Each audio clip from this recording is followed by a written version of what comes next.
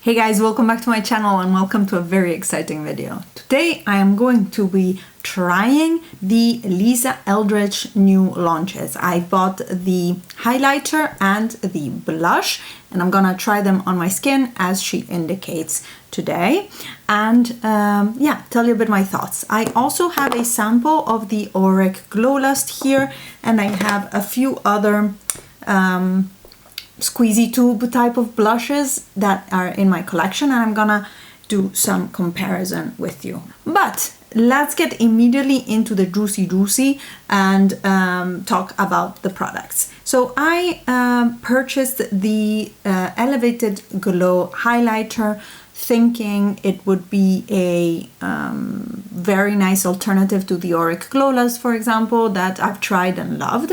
So when Lisa Eldridge opened the pre-order for these items, I snagged immediately up this and the blush.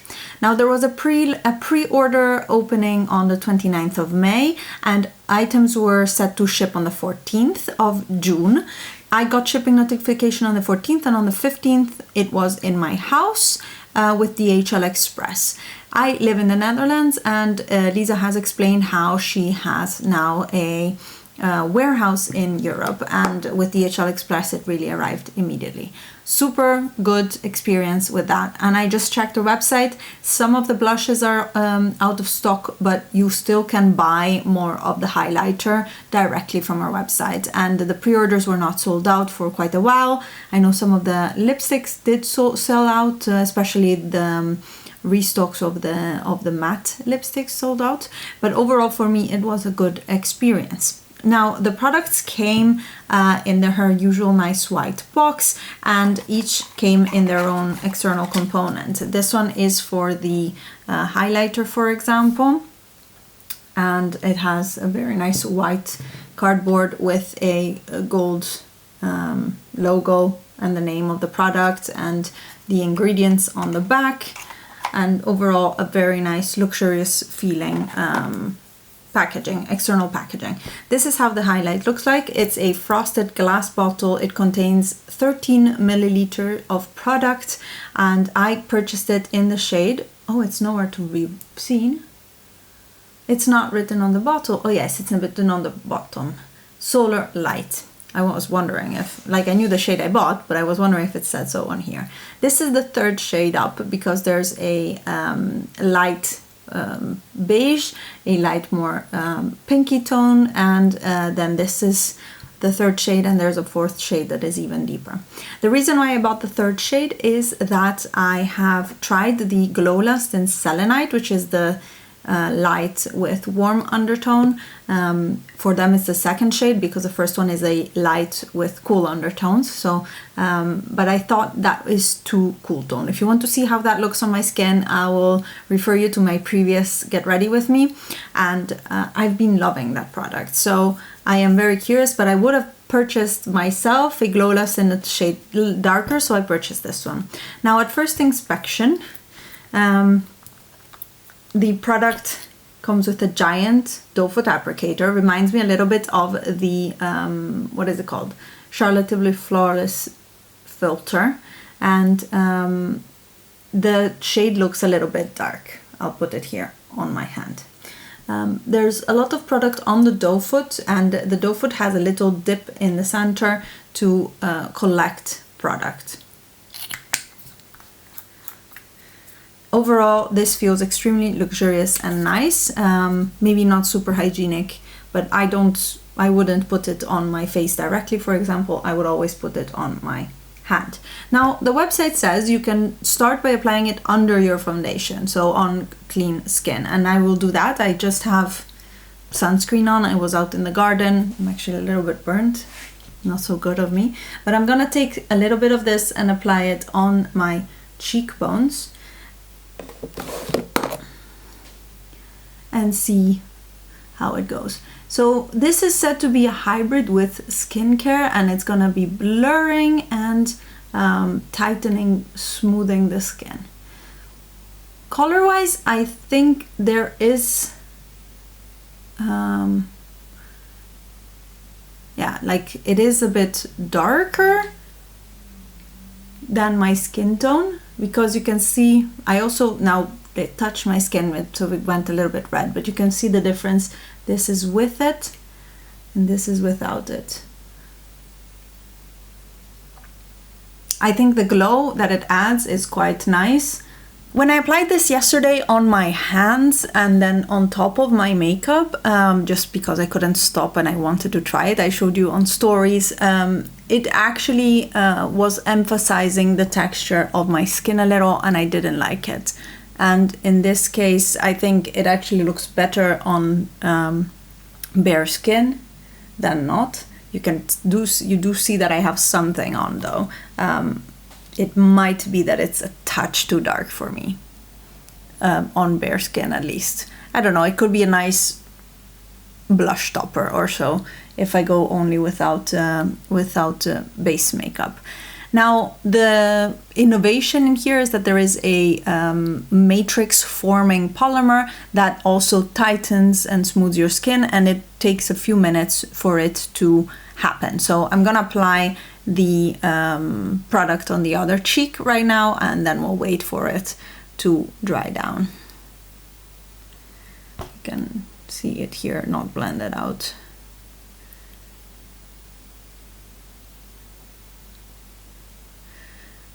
The thing I see here compared to the Auric Glow Lust is that I can see shimmer here. And it is quite different, I think, from the Glow Lust. And with this amount that I have on my cheekbones, I'm still full of it on my hand, but I want to let it sit a little bit and then do my foundation on top. It has now been a few minutes. I don't know, I was on the phone with someone, so it doesn't matter, but I think I see the film forming on the skin, very little though. I don't see that it's actually pulling my skin, but when I move my cheek, it's almost as if, how can I explain it?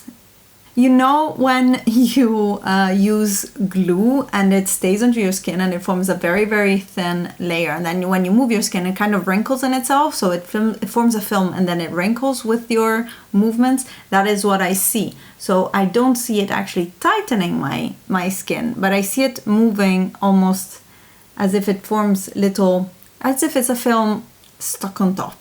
So I don't know, if I didn't pay attention I probably wouldn't have seen it, so I would just ignore that and move on.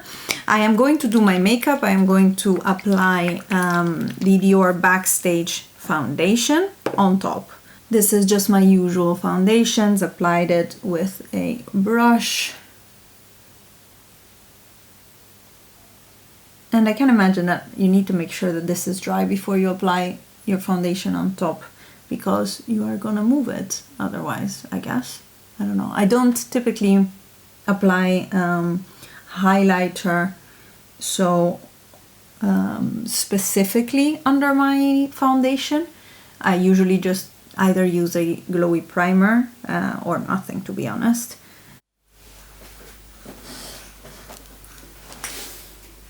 Someone came over and she wouldn't sleep anymore. So we're going to do makeup with the baby in my lap again. Just making sure everything is well cleaned off of my hands before I smear it all over her. Okay, now with Andrea joining us for this and my foundation on, I don't think I see particularly like a lot of luminosity extra, but there is something, because so I don't have anything here, but I do have it on here, and I think you can see that there is something here. Now concealer is next, and for the sake of the video I kind of want to, I don't know, conceal a bit more the redness that I have on my cheek there, because I feel like, I don't know, I feel like the shade is a bit too dark, but it could also have something to do with my redness, which I have there on my cheekbone right now, which is probably due to the sun, but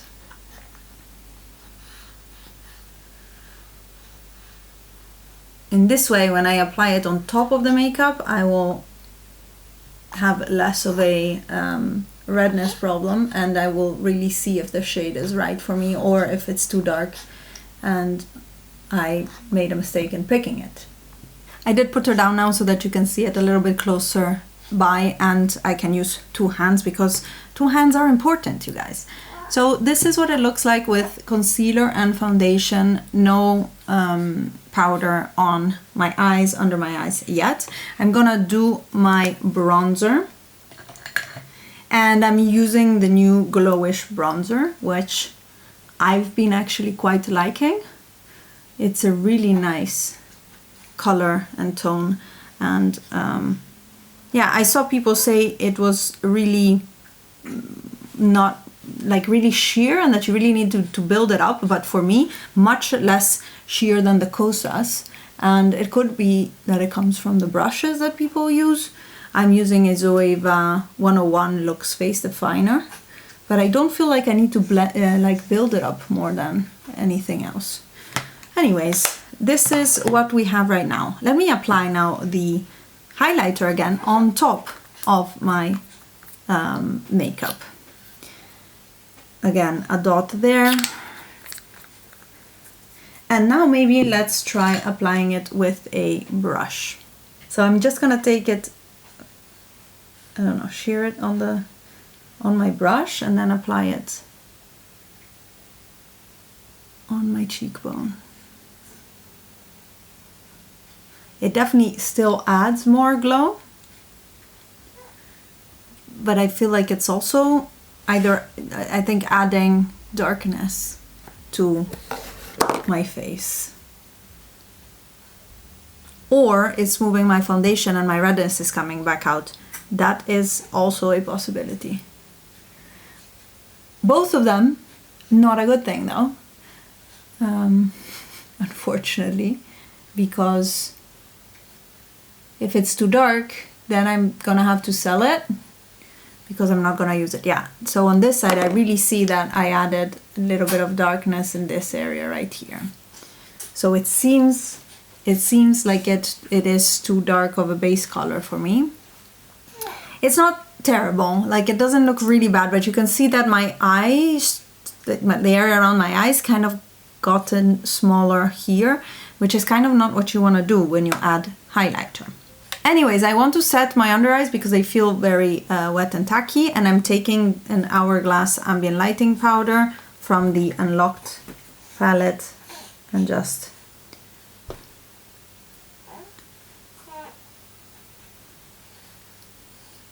tapping it in the center of my face. Very lightly, very, very lightly. What can I say about this? I'm not sure. Like I'm not in love. Can I say? I'm not in love. The moment I tried the Auric Glow Lust, I loved it. So I'm a bit sad. I have to say it doesn't look as bad as it looked yesterday when I applied it on top of stuff, but here, like to me, there's really an obvious stripe of product or my redness coming through. I still don't understand. It seems to me actually that my concealer and foundation went away and that it's my redness coming through. Yeah, upon very close inspection, because I also see my mole here, I think it moved my foundation. So maybe the shade is not wrong and it moved my foundation. I don't know. Either way, I'm not super impressed. Again, this is only a first impression, you guys, so. Next up, we're gonna try the Lisa Eldridge Enlivening Blush. I have the shade Dante's Dream, and it comes in this nice little tube. There's 15 milliliters of product in here. I was just looking at the Beauty News Makeup Breakup where they cut open one of the new Bite Beauty. Those were 10 milliliters. This is 15. I have the Freck Cheekslime is 25, the Daniel Sandler is 15, and the Flower Beauty Blush Bomb is 9, I believe. Yeah, it's 9. So it's a nice sized blush. It's white, but you can see the shade in the neck. I really like that. Yesterday when I opened and tried it, it was separated in the tube. So the first squeeze I had out was liquid and the transparent. Oh, Andrea, raccontami. I am so distracted. I was saying yesterday when I opened it for the first time, clear liquid came out and it took a while before the pigment arrived. So now I want to see what happened after one day of horizontal living. If it's separated again. No, you can see it comes out as a little tiny turd, and I apply it on my hand like that. Then I want to try with my hand and then with my brush. The way it feels on the skin is like a very serumy product. It's not thick or creamy, and I put a little bit on my finger and I'm gonna apply it on my cheeks, starting from the back, because I don't mind if I have a lot of blush there, but it's more difficult to blend it out in the front of the face. This is a very pretty shade. It's like a pinky terracotta, I would call it. There is a rose factor in it. It's definitely not orange or anything, but it looks like a really nice flush. And with the fingers it blended out nicely, but I keep seeing my foundation lifting. And this is not the same foundation I used yesterday when I thought it looked bad. I'm hoping to get through this video before she starts screaming at me. On the other side, I am going to apply before it dries down. I'm gonna get it up with my brush and apply it with my brush, which is my preferred way. Like if on an everyday basis, I would do this, not the finger method, because I don't like to apply too much makeup with my fingers, because then I have dirty fingers and the sink is in another room. I mean, I guess it makes more sense if you're using it on in the bathroom or something like that. So here is the final effect. I like the brush application much better. It looks much more airbrushed. And on this side here, I'm actually gonna go back in with the brush. There's less of it, but it's also less blended with my fingers. Whereas the brush, I think, does a really good job at blending out the product. You definitely need a very small amount. I use that little drop almost completely. And this product also contains this matrix thing that will distend and smoothen and tighten your skin, which I don't think is necessary, to be honest. I'd rather have a nice product that works rather than something gimmicky. Yeah, my blush is quite high, and I feel like my highlighter just adds to that.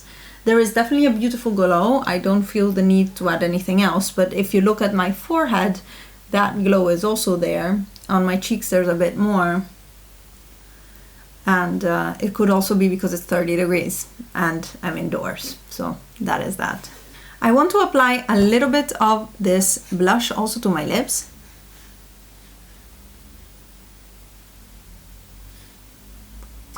Because I think it's really nice to have a bit of a monochromatic look, and it's a very thin feeling product.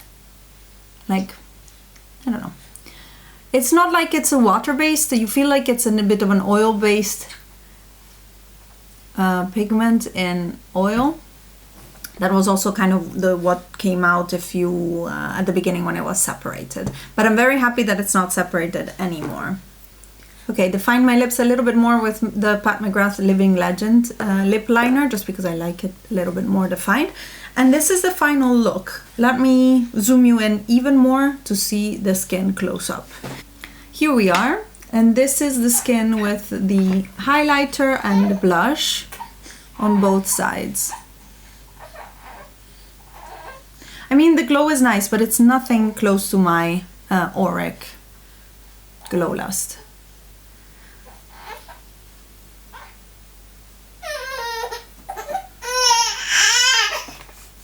I am going to do some comparison for you after I take care of my daughter, as you can hear. Let's start by comparing the highlighters. I will now show you the Lisa Eldridge one compared to, I have the Auric Glow Lust in Selenite here, right there. And you can already see that the texture is quite thicker of the Glow Lust compared to the Lisa Eldridge one. And here I also have Champagne Pop by Becca. This is the only other liquidy highlighter that I have, let's say. And this is also a bit creamier, I feel, than the Lisa Eldridge. But I'm gonna blend them upwards now for you guys so that you can see a little bit how they behave and the coverage that they have. So you can immediately see that the Glow Lust is thicker, and actually I think Champagne Pop is somewhere in between in terms of consistency.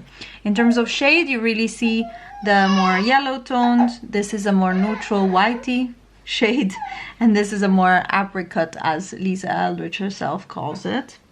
And the glow that they give, I find, is quite similar, but the Auric one is, because it's more creamy, I think, it just texture-wise, it works more, it looks more natural. Now I'm gonna have to wait for these, of course, to all dry down, and just to make sure that there's no factor of the fact that, for example, indeed the textures are different. Okay, it has now been a few minutes and they are dry, and you can really see the difference in texture between the Glow Lust and the Lisa Eldridge highlighter. And I personally feel like the Glow Lust reduces the appearance of, or it doesn't emphasize the appearance of line, whereas the Lisa Eldridge does.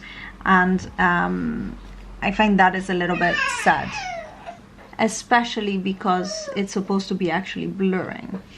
And I'm trying to show you the shine. It's very high shine, but it's a different shine compared to the Glow Lust. Andrea has opinions as well. You guys, Andrea has opinions as well. And yeah, these are quite heavy swatches, of course, and you can really see how metallic Champagne Pop is compared to everything else. But this one is not far behind, and I think that it comes also from just the different pigment that is used compared to the Glow Lust. I don't know, you guys. So far, it hasn't wowed me as much as the Glow Lust.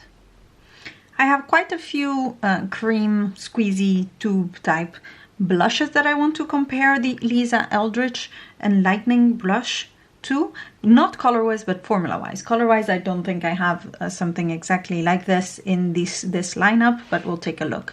Among the things that I forgot to mention earlier, I also have the new Puff Paint by Natasha Denona to compare it to. But let's start with the Lisa Eldridge.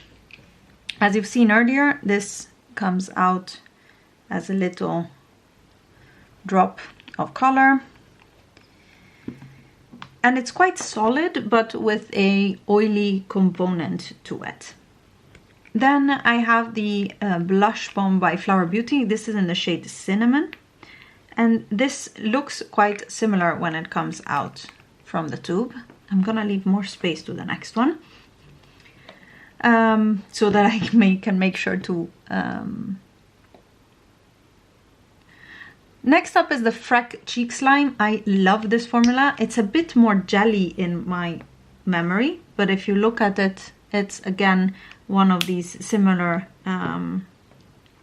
it's almost when you have acrylic paint and you mix it in with a little bit of oil or something. Then the Daniel Sandler Watercolor Liquid Cheek Color in Spicy. This has a like oily liquid transparent component that reminded me of what came out of the Lisa Eldridge one when it was separated. But let me see if I can show you. This is completely liquid.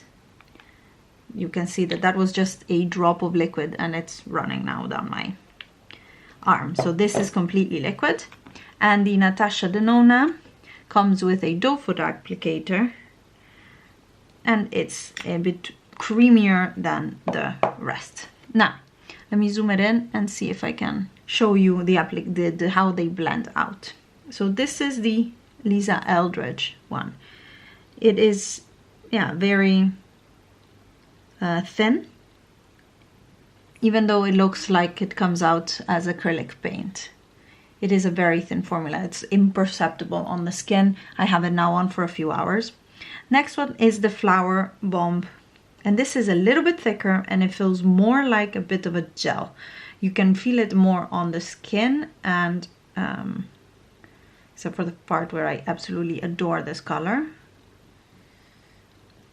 This is the swatch. It's more present, it's more jelly. Next one up is Cheekslime, and this is much thicker than both of the previous two, but it again blends out really nicely. And the main thing that I would say is that the Lisa Eldridge feels like a serum. And with probably has the most oily feel to it than the others, but it's not an oily feel like you have olive oil on your skin. It's just a very slippery liquid.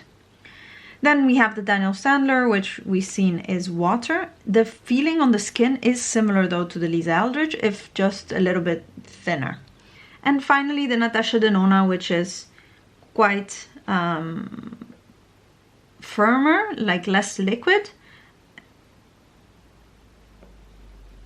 And yeah, just a bit more firm, a bit more of a gel. As you can see, I think I applied the least of it compared to the others, because the others were a proper drop, whereas this one, it was just a swipe of the doe foot applicator. So I'll just put it on more, but it's a bit of a firmer formula and more of this creaminess compared to the rest, which are still on the liquidy side of feeling. In order, let's say, the most liquid is the Daniel Sandler, also in feel on the skin, and then I would say is the Lisa Eldridge. The Lisa Eldridge really feels like a serum, like a skin serum, whereas the others feel more like makeup. I don't know how to explain it better than this, to be honest. But the formulas are all different. Now let's give them the time to dry down and see how they look in a moment. For now, you can see that they're all quite a bit shiny still. So it has now been about 15 minutes or so since I've applied these on my hand, and I wanted to show you the finishes now. So the Natasha Denona is definitely the one that set down the most, and I have a little bit of transfer, and it has more of a like moussey texture to it. And the next up is Spicy. This one has a bit of mica through it, and it feels quite velvety. I also have a little bit of transfer from that, but it feels velvety and set on the skin. The Cheekslime is tacky still. It also transfers, but it feels a little bit more tacky compared to the previous two. The Blush Bomb also still feels a little bit tacky, and it has a matte finish. And the last one is the Lisa Eldridge, and this one, to be honest, still feels quite wet, but not tacky. Like, if I brush on it, I can get stuff off, whereas these, they feel more stuck to the skin, more set, whereas this one feels much softer, as if you're putting your hand on a piece of satin or something like that, or like on a fabric. Overall, as you can see, I rubbed this. Some came off, but you have it still perfect on my arm. So these are the comparisons with the blushes and the highlighters that I have. Overall, my final conclusions are that I love the way the blush looks. I think it applied very beautifully. I liked it better with a brush than with my fingers. And this one side was with fingers, and then I blended in with a brush, and I find this side is much more seamless, and it looks amazing on the skin. I really like the blush. The highlighter for me, unfortunately, is just not love. So these are my first impressions on the new Lisa Eldridge highlighter, which is called Elevated Glow, and the blush in Dante's Dream. Actually, it's called the Enlivening blush in Dante's Dream. Maybe my feelings will change and I'll update you if they do, but this was my first impressions. I hope you enjoyed the video. Let me know your thoughts down in the comments below. I want to learn to make these work for me, mainly because of the price and, well, the blush I love, so it doesn't need to work for me. The blush I already love, but the highlighter I'm really not convinced compared to the Auric, which was like love at first application. Anyways, I'm going to go off. Andrea is calling or crying, depending on how you put it, which she has been doing all day. And yeah, thank you so much for watching. I'll see you in my next one. Bye, guys.